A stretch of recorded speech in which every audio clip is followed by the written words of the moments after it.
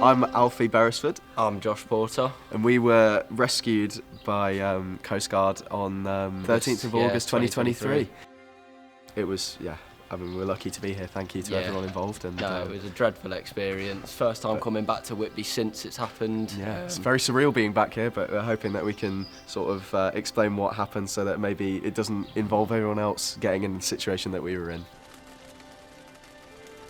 The weather was much like this actually. I mean, it was dark, it was the middle of the night, but it was very wet, very windy, and some of the lads, when we did get to them, were soaked to the bone. It's very brutal around here, as you can imagine. Today it's fairly gentle wind and a bit of drizzle.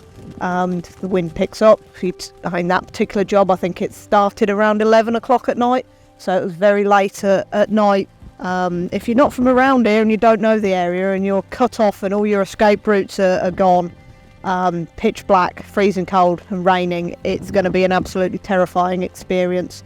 If you add to that no mobile phone signal, so the casualties would have really struggled to get any signal, so they were then stuck in a really tricky location without an easy way of making contact with the outside world.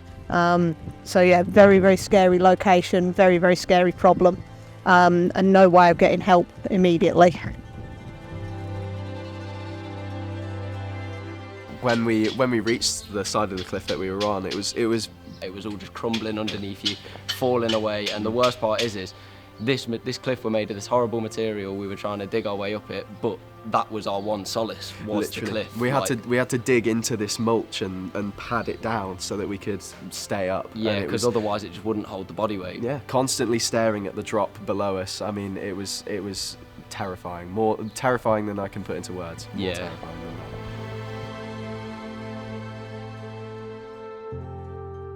Yeah, that's hour and a half, 2 hours we spent on the cliff couldn't have felt long. Felt infinite. Yeah. It was. We were there for it felt so long. We were just sat there staring at the drop for what felt like infinite time, and waiting for some form of rescue. It was very arduous, but we were. Yeah. It was lucky that we had each other.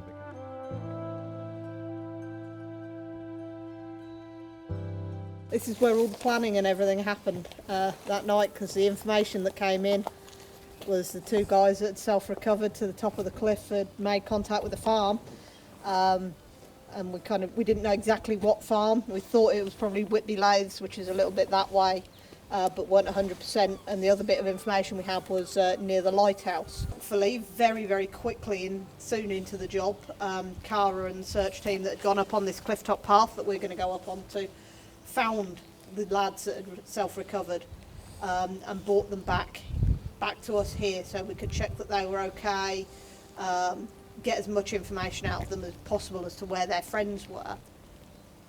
We needed to quickly move all of our coastguards back to where the two that had been cut off still were, in order to potentially do a rope recovery.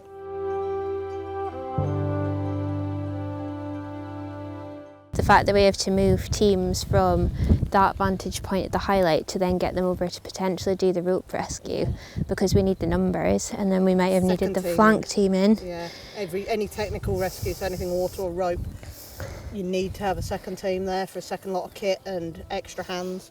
So we will bring in a team up from further south to come and join in for that rope rescue. Much better that they happen to be in a good location for the lifeboat to get them.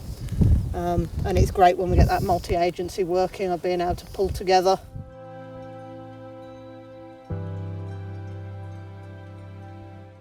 We were put in such jeopardy, and then we were brought out of it by the amazing work that you guys do. It was the end of our trip that we had here in the beautiful sort of town of Whitby. It was a bit of a shock ending, but it just shows how with poor prep and not being aware of a lot of the signs that you wouldn't probably think twice about just being a general member of the public, how it can change a good trip instantly into something that could go so horribly wrong. There are so many little tiny things that you look at it and you go, that's insignificant, it's not gonna matter, and that could be the thing that saves your life. And they stack up so much, and it's it's the littlest things as what the shoes you're wearing. The shoes that I'm wearing right now are the same sort of pair that I wore when I was on the cliff. It's not very well kitted out.